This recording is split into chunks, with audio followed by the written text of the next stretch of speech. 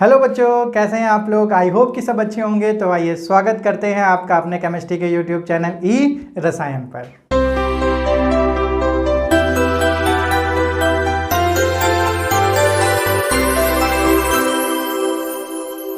आज के सेशन में बच्चों हम लोग डिस्कस करेंगे फिजिकल इक्विलिब्रियम के बारे में। लास्ट सेशन में हम लोगों ने देखा था कि इक्विलिब्रियम मीन्स क्या होता है और कितने टाइप के हमारे इक्विलिब्रियम एग्जिस्ट करते हैं। तो हम लोगों ने वहाँ पर देखा कि एक टाइप का जो इक्विलिब्रियम होता है उसे हम लोग बोलते हैं फिजिकल इक्विलिब्रियम। देन हम लोग बात करेंगे केमिकल इक्विलिब्रियम की, और एट लास्ट हम लोग बात करेंगे आयनिक इक्विलिब्रियम की एक सेपरेट चैप्टर में। तो आज हम लोग बात करते हैं फिजिकल इक्विलिब्रियम। तो फिजिकल इक्विलिब्रियम क्या होता है? तो ऐसी रिएक्शंस, ऐसा प्रोसेस जहां पर कोई फेज चेंज होता है। जैसे बच्चों हमारा कोई फेज चेंज होता है, जैसे अगर हम लोग H2O अगर आइस फॉर्म में है यानी सॉलिड फॉर्म में है, तो सॉलिड फॉर्म से अगर ये लिक्विड फॉर्म में चेंज हो रहा है तो इसका मतलब है कि जो आइस है वो किस में चेंज हो रहा है? वाटर में। आइस किस में चेंज हो रहा है? वाटर में। तो जब आइस और वाटर चेंज होता है तो ये हमारी जो H2O का जो स्ट्रक्चर होता है वो किस तरीके से होता है? इस तरीके।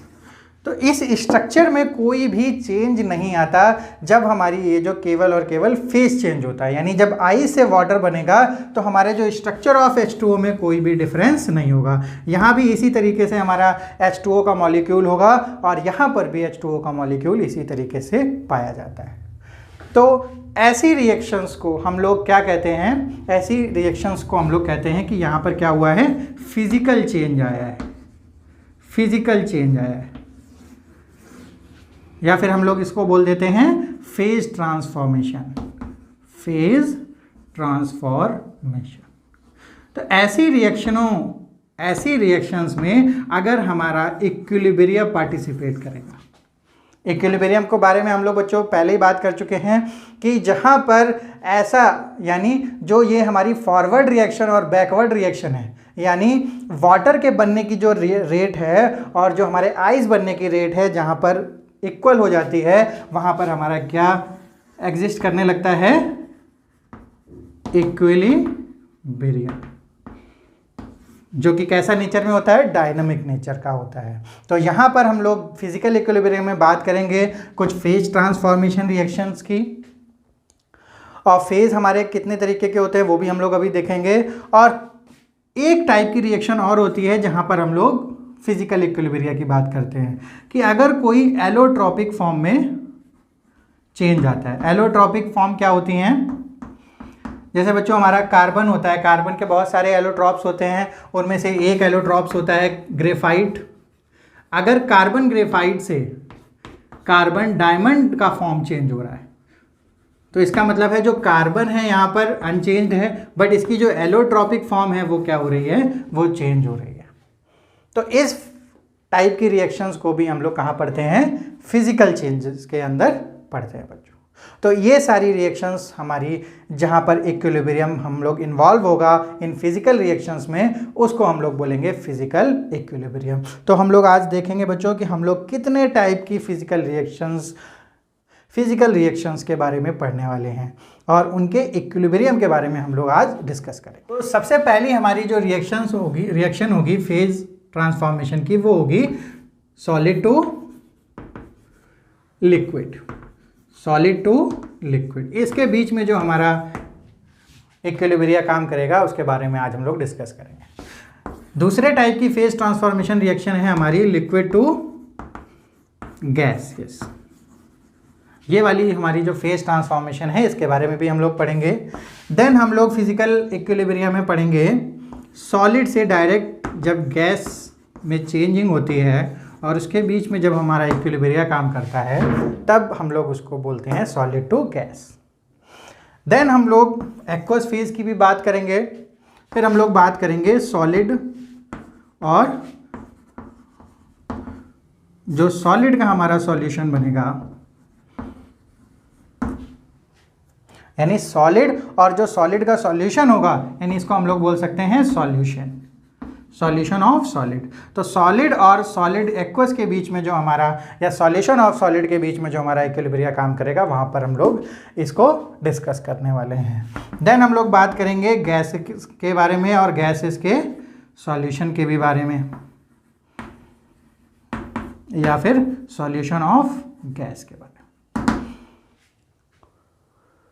तो इतने टाइप की जो हमारी फिजिकल रिएक्शंस हैं, फेज ट्रांसफॉर्मेशन हैं, इनके बारे में बच्चों हम लोग डिस्कस करेंगे। तो हम लोग लाइन से सबसे पहले हम लोग बात करते हैं सॉलिड टू लिक्विड। तो पहला जो हमारा फिजिकल रिएक्शन है, फेज ट्रांसफॉर्मेशन रिएक्शन है, वो है सॉलिड टू लिक्विड।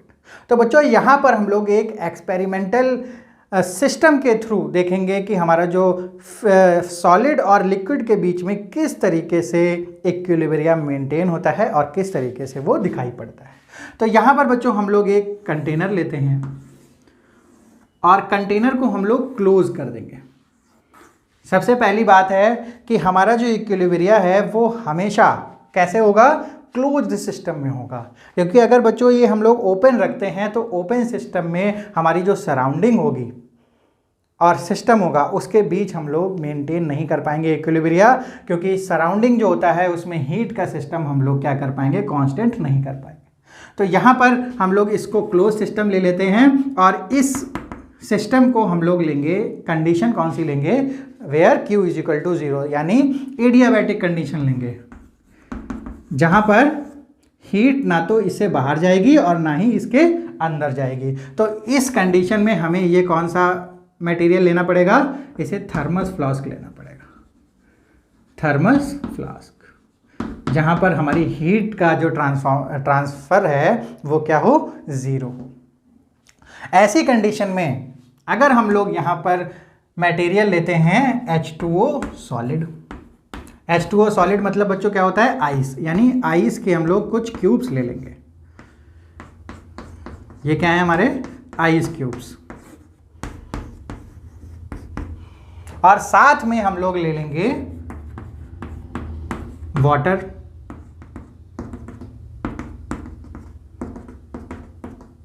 थोड़ा सा वाटर भी ले लेंगे। तो इस सिस्टम के अंदर हमारा जो इक्विलिब्रियम मिक्सचर होगा वो कौन सा होगा, आइस प्लस वाटर। कुछ बच्चों हम लोग यहाँ पर कंडीशन भी मेंटेन करेंगे। इसका जो प्रेशर होगा वो प्रेशर हम लोग 1 एटमॉस्फेरिक प्रेशर या फिर 1 बार प्रेशर लेंगे, और इसका जो टेम्परेचर होगा वो हम लोग लेंगे 0 डिग्री सेंटीग्रेड या फिर 273 केल्विन।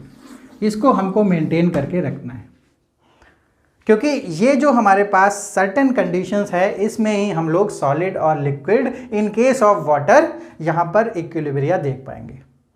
तो ये सारी कंडीशन को हमको मेंटेन करना है। और इसके बाद हम लोग ऑब्जर्व क्या करेंगे, क्या ऑब्जर्वेशन आएगा, तो ऑब्जर्वेशन हमारा क्या आने वाला है बच्चों, इस कंडीशन में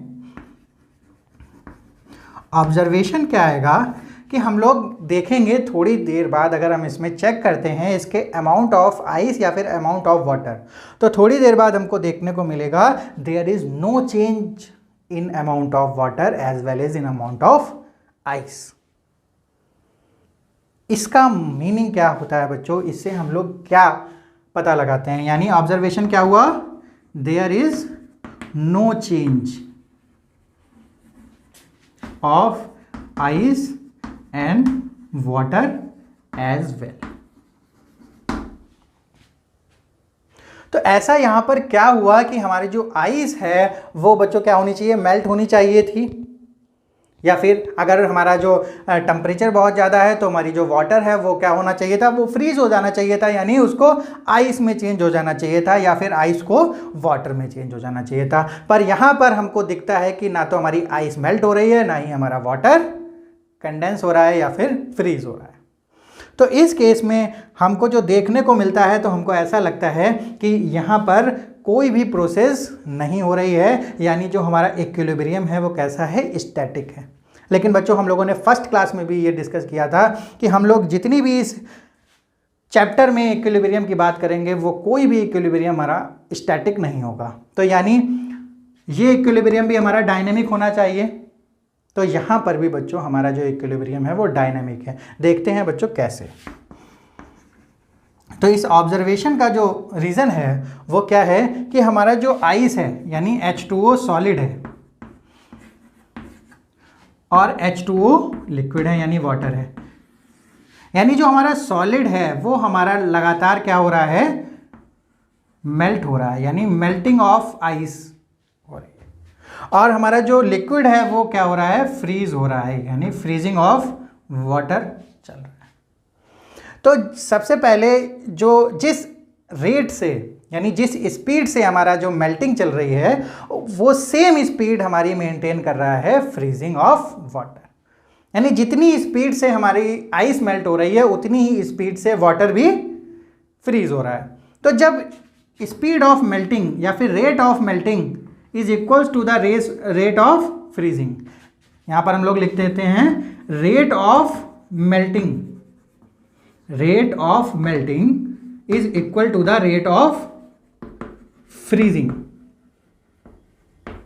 जब बच्चों ये दोनों रेट इक्वल हो जाते हैं, जब ये दोनों रेट इक्वल हो जाएंगे तो जो अमाउंट ऑफ आइस है और अमाउंट ऑफ वाटर है उन दोनों में कोई भी डिफरेंस नहीं होगा। यानी same amount of ice and same amount of water will remain in the equilibrium mixture या रिएक्शन मिक्सचर।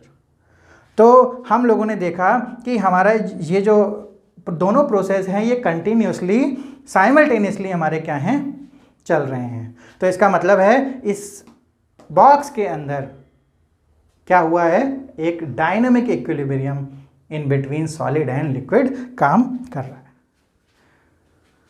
तो आप लोगों ने बच्चों हम जो नॉर्मल लाइफ में अक्सर देखा होगा कि ऐसे जो थर्मस फ्लास्क होते हैं वहाँ पर अगर आइस नहीं पिघल रहा है तो आपको लगता है कि ये जो प्रोसेस है वो रुकी हुई है, लेकिन वो क्या होती है, वो प्रोसेस कंटिन्यूअस चलती रहती है। आइस पिघलता है और वाटर हमारा फ्रीज होता है। तो वो जो हमारा प्रोसेस होता है वो किस में होता है, हमारा फिजिकल इक्विलिब्रियम में रहता है, फिजिकल इक्विलिब्रियम। यानी इन दोनों के बीच में हमारा क्या मेंटेन है, फिजिकल इक्विलिब्रियम। तो आई होप बच्चों इस एक्सपेरिमेंट से आप लोग समझ गए होंगे कि हमको क्या चाहिए होता है, आइस और वाटर के बीच में इक्विलिब्रियम, फिजिकल इक्विलिब्रियम मेंटेन करने के लिए हमें ये खास तरीके का टेम्परेचर और ख़ास तरीके का जो प्रेशर है इसको कांस्टेंट करना होता है, यानी इसको मेंटेन करना होता है। तो आपको पता है कि जो 0 डिग्री पर हमारा जो आइस है वो मेल्ट होना भी शुरू होता है और 0 डिग्री पे ही हमारा जो वाटर है वो क्या होता है, वो फ्रीज होना स्टार्ट करता है। तो 0 डिग्री को ही हम लोग क्या कहते हैं, अपना फ्रीजिंग पॉइंट बोलते हैं या फिर इसको ही आइस का मेल्टिंग पॉइंट बोलते हैं। लेकिन अगर हम लोग फ्रीजिंग और मेल्टिंग पॉइंट की on the basis of equilibrium अगर हम लोग यहाँ पर डेफिनेशन देते हैं तो बच्चों क्या दे सकते हैं। तो चलिए देखते हैं बच्चों किस तरीके से हम लोग अपनी जो फ्रीजिंग पॉइंट और मेल्टिंग पॉइंट की डेफिनेशन बनाते हैं। For any pure substance eight 1 bar pressure, यानी कंडीशन क्या होनी चाहिए कि कोई प्योर सब्सटेंस हो और 1 बार प्रेशर उसका क्या हो, मेंटेन हो। देन द टेम्परेचर, जो टेम्परेचर होगा ऑन विच, जिस टेम्परेचर पर, इस कंडीशन पे जिस टेम्परेचर पर हमारे जो लिक्विड और सॉलिड है, यानी solid and liquid, the temperature on which solid and liquid are at equilibrium. मतलब बच्चों क्या है, ये हमारा सब्सटेंस प्योर होना चाहिए और प्रेशर 1 बार होना चाहिए। देन जो टेम्परेचर होगा जिस पर हमारा सॉलिड और लिक्विड क्या होंगे, इक्विलिब्रियम में होंगे, उस टेम्परेचर को हम लोग क्या बोलेंगे, उसका नॉर्मल मेल्टिंग पॉइंट या फिर उसका फ्रीजिंग पॉइंट। तो उस टेम्परेचर को हम लोग क्या बोलेंगे, मेल्टिंग या फिर freezing point. Melting point of ice बोलेंगे और फ्रीजिंग पॉइंट ऑफ वाटर बोलेंगे। तो इस तरीके से हम लोग इक्विलिब्रिया की हेल्प से भी हम लोग इसकी डेफिनेशन बता सकते हैं, किसकी, मेल्टिंग और फ्रीजिंग पॉइंट की। तो आई होप बच्चों ये जो हमारा फेज ट्रांसफॉर्मेशन था इसको आप लोगों ने समझ लिया होगा कि किस तरीके से यहाँ पर फिजिकल इक्विलिब्रिया हमारा मेंटेन है। अब हम लोग बात करते हैं अपने सेकंड फेज ट्रांसफॉर्मेशन की, जो कि हमारा लिक्विड और गैस के बीच में। सेकंड फिजिकल रिएक्शन है हमारी फेज ट्रांसफॉर्मेशन की, लिक्विड टू गैस या गैस टू लिक्विड। तो यहाँ पर हम लोग एग्जांपल लेते हैं एक H2O लिक्विड से H2O गैस, यानी H2O गैस को हम लोग बोलते हैं वाटर वेपर, यानी वाटर से वाटर वेपर भी हम लोग बोल सकते हैं यहाँ पर, वाटर वेपर। इसके बीच में हम लोग किसी एक्सपेरिमेंट के थ्रू हम लोग देखेंगे कि किस तरीके से वाटर और वाटर वेपर के बीच में भी हमारा जो फिजिकल इक्विलिब्रिया है वो काम करता है। तो देखते हैं। सबसे पहले हम लोग यहाँ पर क्या करेंगे, एक कंटेनर लेंगे and container should be closed. अभी हम लोगों ने बात की कि हमारा जो कंटेनर होगा वो केवल क्लोज सिस्टम में ही हमारी इक्विलिब्रिया काम करेगा। तो यहाँ पर हम लोग क्या करते हैं, इस कंटेनर को हम लोग क्या करते हैं, सो बच्चों इस कंटेनर के अंदर जितनी भी वाटर वेपर है उसको हम लोग क्या कर लेंगे, एक्सट्रैक्ट कर लेंगे। और बहुत सारे केमिकल्स होते हैं जिनकी हेल्प से हम लोग एक्सट्रैक्ट कर सकते हैं, जैसे हमारा P2O5 होता है, फास्फोरस पेंटाऑक्साइड, ये हमारा डिहाइड्रेटिंग एजेंट होता है जो वाटर को क्या करता है, एब्जॉर्ब कर लेता है। ऐसे ही हमारा कैल्शियम क्लोराइड भी होता है, कैल्शियम क्लोराइड होता है, इससे भी हम लोग क्या कर सकते हैं, वाटर वेपर को एक्सट्रैक्ट कर सकते हैं। ये दोनों क्या होते हैं बच्चों, हमारे डिहाइड्रेटिंग एजेंट्स होते हैं। तो इससे हम लोग सबसे पहले तो वाटर वेपर को यहाँ पर निकाल लेंगे, फिर हम लोग इसमें एक क्या रख देंगे, वाटर रख देंगे। एक वेसल में हम लोग, एक पेट्री डिश में हम लोग क्या कर सकते हैं, यहाँ पर वाटर रख सकते हैं। और यहाँ पर हम लोग यहाँ पर एक मैनोमीटर लगा देंगे। मैनोमीटर क्या होता है बच्चों, जो प्रेशर को देखता है। हमारा मरकरी यूज़ होता है मैनोमीटर में।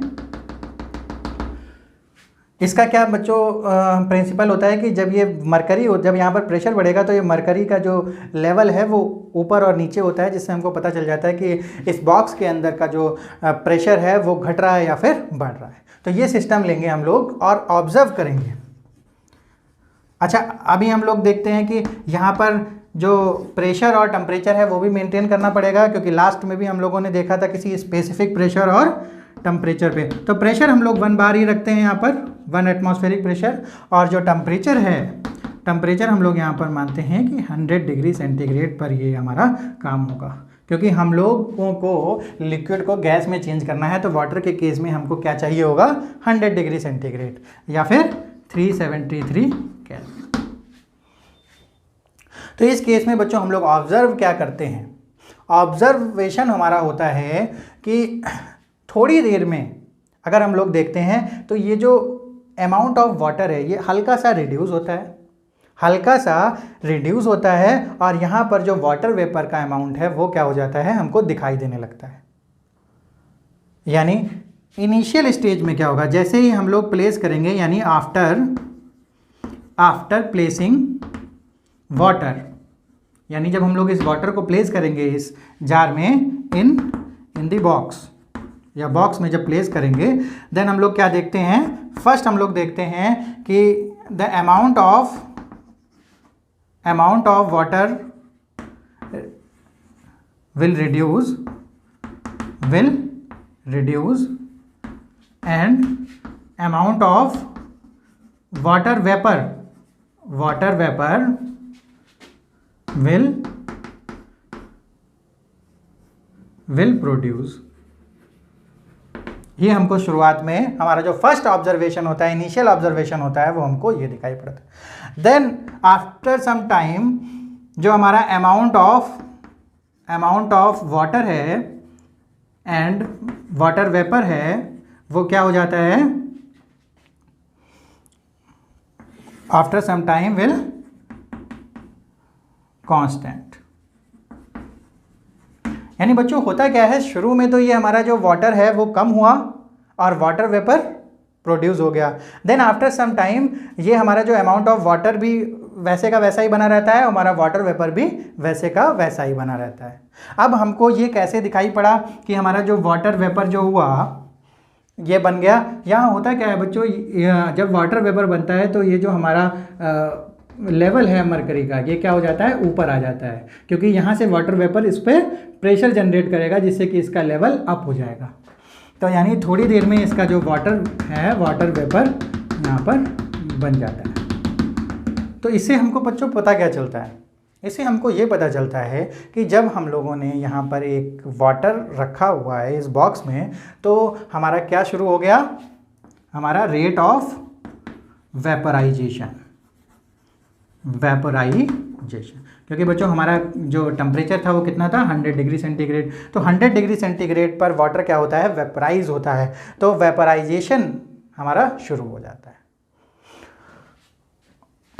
जब वेपराइजेशन बच्चों शुरू हो जाता है तो हमारा क्या फॉर्म होता है, वाटर वेपर फॉर्म हो जाते हैं।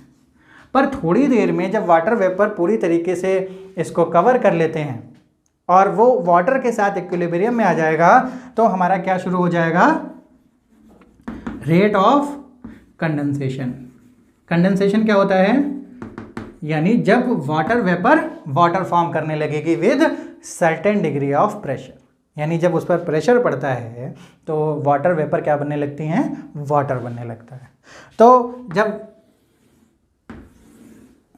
ये रेट ऑफ वेपराइजेशन और रेट ऑफ कंडेंसेशन, यानी शुरू में तो क्या होगा, हमारा वाटर से वाटर वेपर बनेगा, देन थोड़ी देर बाद जब यहाँ पर पूरा हमारा वाटर वेपर बन जाएगा तो उसके बाद ये कंडेंस होना शुरू कर देगा। तो थोड़े समय बाद बच्चों क्या होगा कि जो स्पीड ऑफ वेपराइजेशन होगी और स्पीड ऑफ कंडेंसेशन होगी, ये आपस में क्या हो जाएंगी, इक्वल हो जाएंगी। यानी लगातार हमारा वाटर से वाटर वेपर बनेगा और वाटर वेपर से वाटर बनता रहेगा। तो ये जो दोनों रेट ऑफ प्रोसेसेस हैं हमारी, ये जब एक दूसरे के इक्वल हो जाती हैं तब हम लोग कहते हैं कि ये जो हमारा वाटर और वाटर वेपर है, इन दोनों के बीच में क्या आ गया है, इक्विलिब्रियम मेंटेन हो गया, यानी ये लोग फिजिकल इक्विलिब्रियम में आ गए हैं। तो यहाँ पर बच्चों इस पूरे एक्सपेरिमेंट से हम लोग ये समझ सकते हैं कि जो हमारा वाटर है और वाटर वेपर के बीच में 100 डिग्री सेंटीग्रेड और 1 बार इस कंडीशन में क्या होता है, फिजिकल इक्विलिब्रियम मेंटेन हो जाता है। तो आई होप बच्चों आप लोगों ने ये जो सेकेंड फेज ट्रांसफॉर्मेशन है, इसकी भी जो फिजिकल इक्विलिब्रियम की कंडीशंस हैं वो आप लोगों ने समझ ली होंगी। तो केवल इस कंडीशन में ही हम लोग इसके बीच में क्या देख पाएंगे, एक डायनेमिक फिजिकल इक्विलिब्रियम देख पाएंगे। तो इस 100 डिग्री सेंटीग्रेड को तभी हम लोग क्या बोलते हैं, वाटर का बॉइलिंग पॉइंट भी कहते हैं। तो बॉइलिंग पॉइंट को अगर हम लोग इक्विलिब्रियम के माध्यम से या हेल्प से अगर इसको हम डिफाइन करें तो क्या कह सकते हैं, फॉर एनी प्योर सब्सटेंस, यानी हमको ये वाटर प्योर तो लेना ही पड़ेगा, इसमें कोई भी हमारी क्या इम्प्योरिटी नहीं होनी चाहिए, अदरवाइज ये सारी कंडीशन यहाँ पर फेल हो जाएंगी। तो for any pure substance eight 1 bar pressure, 1 atmospheric बोल सकते हैं या फिर 1 बार प्रेशर। तो for any pure substance eight 1 bar pressure, the temperature on which liquid and gas both are in physical equilibrium, so that temperature is known as boiling point of water।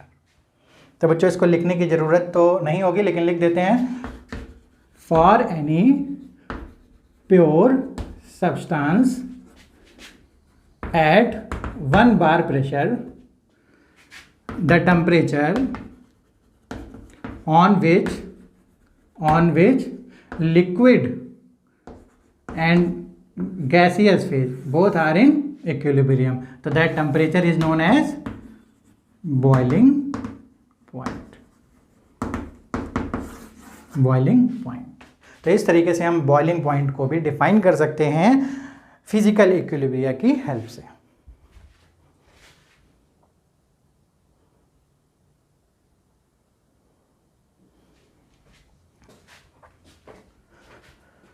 सो बच्चों आज का जो हमारा पार्ट है, आज का जो सेशन है, हम लोग इन दोनों फिजिकल ट्रांसफॉर्मेशन तक ही रहने देते हैं। देन जो हमारा नेक्स्ट पार्ट होगा उसमें जो रिमेनिंग 3 फिजिकल ट्रांसफॉर्मेशन थी जो हम लोगों ने आज सेशन के स्टार्ट में ही डिस्कस किया था, जहाँ पर हम लोगों की 5 हम लोगों ने बात की थी, जिसमें हम लोगों ने 2 के बारे में आज डिस्कस कर लिया। देन जो रिमेनिंग 3 हमारी फिजिकल ट्रांसफॉर्मेशन है उसके बारे में हम लोग नेक्स्ट पार्ट में डिस्कस करेंगे इन डिटेल। तो बच्चों आई होप कि आज की क्लास आप लोगों के लिए बहुत अच्छी रही होगी, पूरी तरीके से आप लोगों को समझ आ गया होगा कि किस तरीके से फिजिकल इक्विलिब्रिया मेंटेन होता है, जबकि हम लोगों को डायरेक्टली वो जो फिजिकल इक्विलिब्रिया डायनेमिक इक्विलिब्रिया होता है वो दिखाई भी नहीं पड़ता। लेकिन हम लोगों ने कुछ ऑब्जर्वेशंस और कुछ एक्सपेरिमेंट के थ्रू ये बात पता लगा ली कि हमारी 2 फिजिकल फेजेस के बीच में कैसे डायनेमिक इक्विलिब्रिया मेंटेन होता है। तो बच्चों आज की क्लास यहीं तक, हम लोग मिलते हैं अब अपने नेक्स्ट पार्ट में। चैनल को सब्सक्राइब कर लीजिएगा, वीडियो को लाइक कर दीजिएगा। Till then bye bye.